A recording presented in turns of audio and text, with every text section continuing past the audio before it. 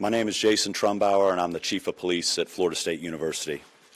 All Florida State University classes in business operations on the main campus in Tallahassee are canceled through Friday, April 18th. Essential employees should check with their supervisors for further reporting instructions. All FSU athletic events in Tallahassee are canceled through Sunday. At approximately 11:50 a.m. Thursday, April 17th, a gunman opened fire on the main campus of Florida State University in Tallahassee, shooting multiple individuals in the vicinity of the Student Union building. FSU police responded immediately, engaged, neutralized, and apprehended the shooter. 2 victims are deceased, and 5 individuals have been transported to a local hospital with gunshot wounds. The shooter has also been transported to a local hospital. The 2 deceased are not students.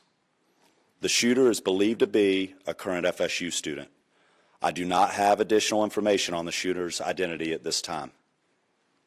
Students who need assistance can go to the Donald L. Tucker Center, where the university is providing counseling, health care, and other support services. Family members are also able to go to the Tucker Center for assistance. Students, faculty, and staff are asked to call their loved ones as soon as possible to update them on their status. The student union and the surrounding area is still considered an active crime scene. Individuals should avoid the area. Students should not return to the student union to retrieve personal property at this time. Students may return to their residence halls, but they should otherwise stay indoors on main campus to allow first responders and university staff to do their jobs and respond to those needing assistance.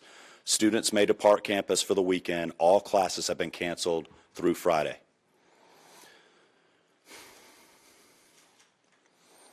Before I turn this over to Chief Revel, I want to thank all the brave men and women of the FSU PD for responding immediately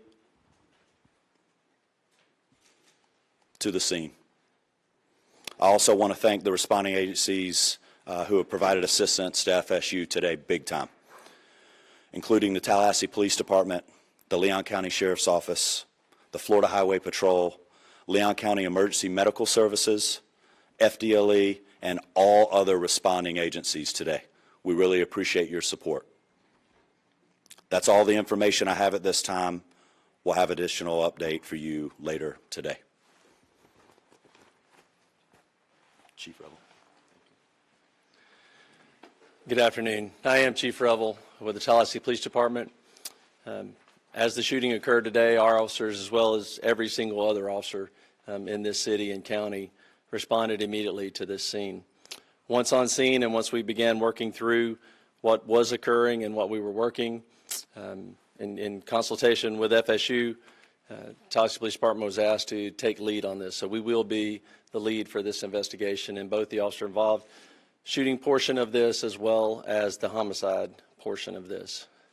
I will come up after the last speaker and entertain just a few questions, but needless to say, we have multiple crime scenes. This is a very large area we're covering. We have thousands, hundreds or thousands of witnesses. And again, this is an active, ongoing investigation. So the information that we will be allowed to release right now may be fairly limited. I'll answer what I can at that time. But I will assure you that as soon as we can, any information that becomes available, we will make that available to you. One of the things in the process, and again, understand that this is an ongoing active investigation. So things are happening as we are standing here and as we are speaking. We have identified the shooter, obviously. He's at the hospital. So with more on that, I'm going to allow the sheriff to come up and speak on that portion of it. Thank you, Chief. As Chief Revel indicated, I'm Walt McNeil, Leon County Sheriff. First and foremost, let me express our gratitude to the responding law enforcement agencies in this community. Our citizens should feel some degree of comfort knowing that your law enforcement agencies are going to respond and do exactly what we did in this case, that is bring the offender to justice and to make sure that we do what we can to make sure we lock him or her up. Let me say to you, This is obviously a heinous crime. Our deepest condolences go out to the FSU family, the families of the students who are here, and we understand that you all have been devastated because of this person's actions. The question as it relates to who is the shooter is 20-year-old Phoenix Ikner, and he's the son of a Leon County Sheriff deputy. Our Deputy Ikner, has been with the Leon County Sheriff's Office for over 18 years. She has a tremendous job that she's done. Her service to this community has been exceptional. Unfortunately, her son had access to one of her weapons, and that was one of the weapons that was found at the scene. And we are continuing that investigation into how that weapon was used and what other weapons perhaps he may have had access to. The alleged shooter was also a long-standing member of the Leon County Sheriff's Office Citizen Advisory or Youth Advisory Council. So he has been steeped in the Leon County Sheriff's Office family, engaged in a number of training programs that we have. So it's not a surprise to us that he had access to weapons. This event is tragic in more ways than you people in the audience could ever fathom from a law enforcement perspective. But I will tell you this, we will make sure that we do everything we can to prosecute and make sure that we send a message to folks that this will never be tolerated here in Leon County, and I dare say across this state and across this nation. Thank you. Let me bring up the FBI Assistant Special Agent in charge, Hubert Reynolds.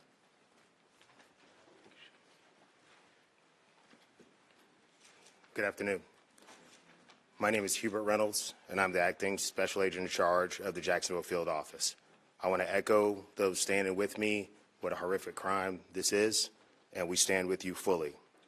We have an office here in Tallahassee, and we are fully engaged with providing any resources that we can bring to bear to help with this investigation moving forward. We've established a digital tips media line where you can upload photos, videos prior to and during the incident. If you were there from social media, please upload all of that. I will give you now the website address. You can upload any tips to www.fbi.gov/FSU shooting. Again, that's www.fbi.gov/FSU shooting. I want to assure you that we are going to bring every available resource to be able to help the community and the local people here. Thank you.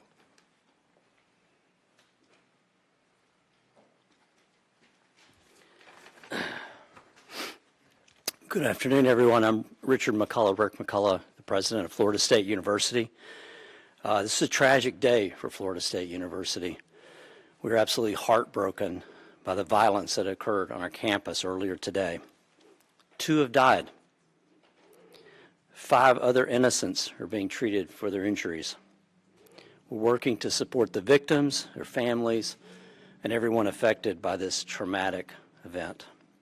I just returned from the hospital where the First Lady and I met some of our students who are the victims. Our hearts go out to our students and the victims of this terrible tragedy. I have to say that our law enforcement, our FSU police officers, are absolute heroes in this regard.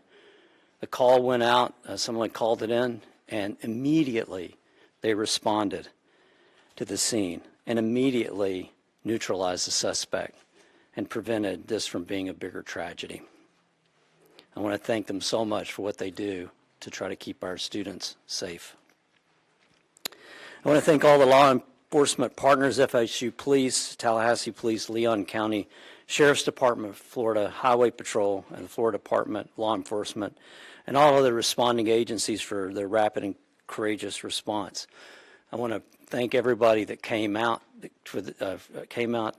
visit with the students and to help us and to be here today for this press conference. And I appreciate so much the support that you're all providing to our university and to our students. We're fully cooperating with the investigation, and we defer to law enforcement as they continue their work. I'd also like to thank all the healthcare providers at Tallahassee Memorial Hospital. They're treating and providing outstanding care to our victims. Right now, our top priority is safety and well-being for all the people and our campus. As it was said, classes are canceled on the main campus today and tomorrow, and all FSU athletics events on Tallahassee are canceled through Sunday.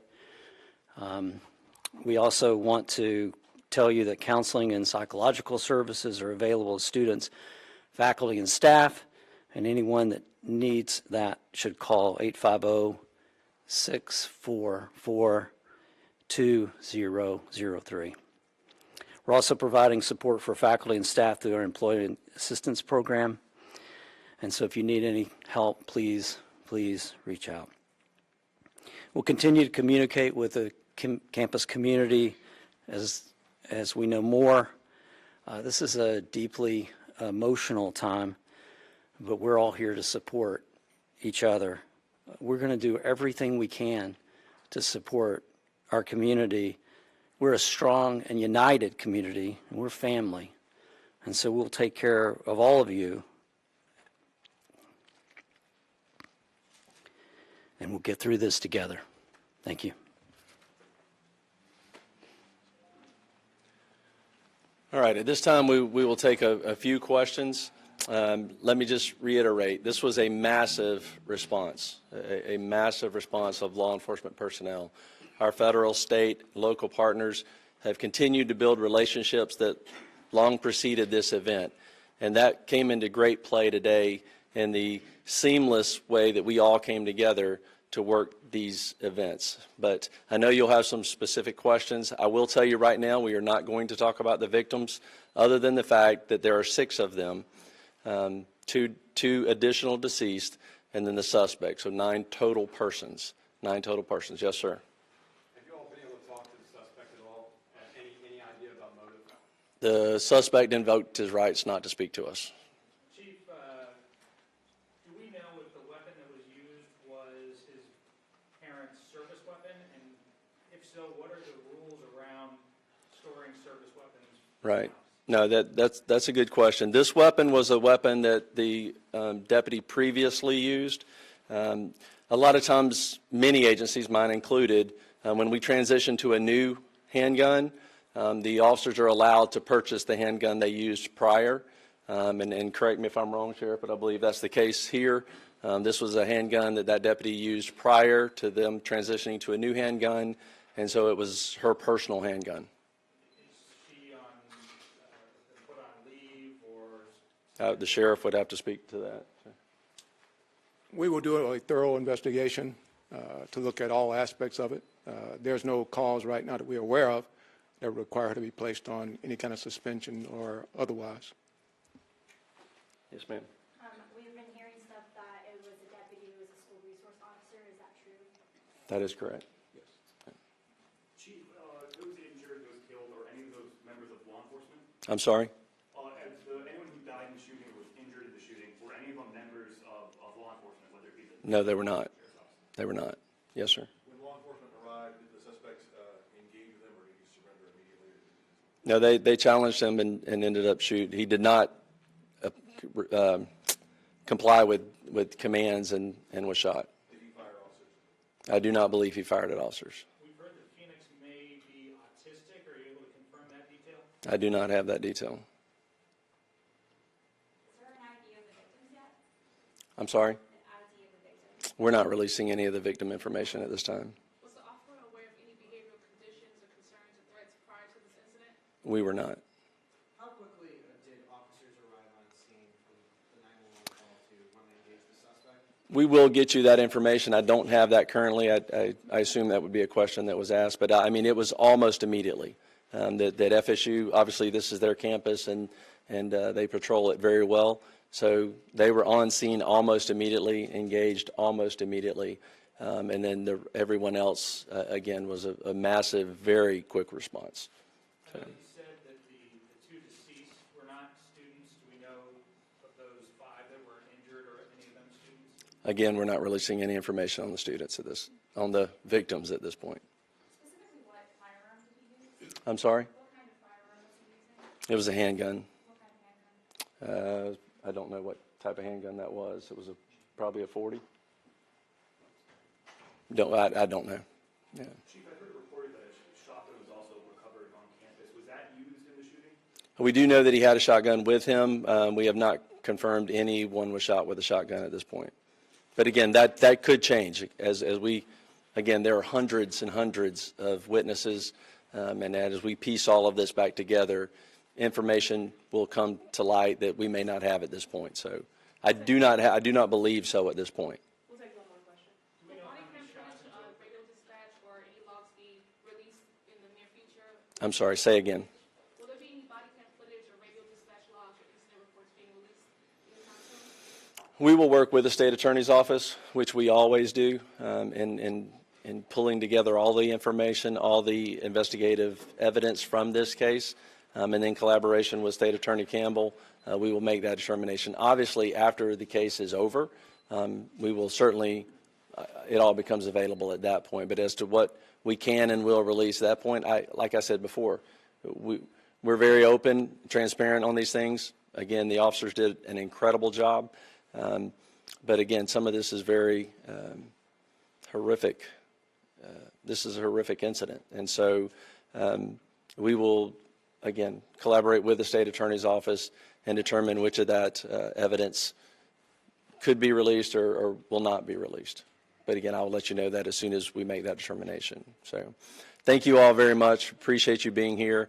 And just let me reiterate what's already been said. The collaboration between all of the agencies, the federal, the state, the local, all of our first responders, our EMS personnel, our fire department, again, just a massive response, immediate treatment to the victims that were there, the transport of them.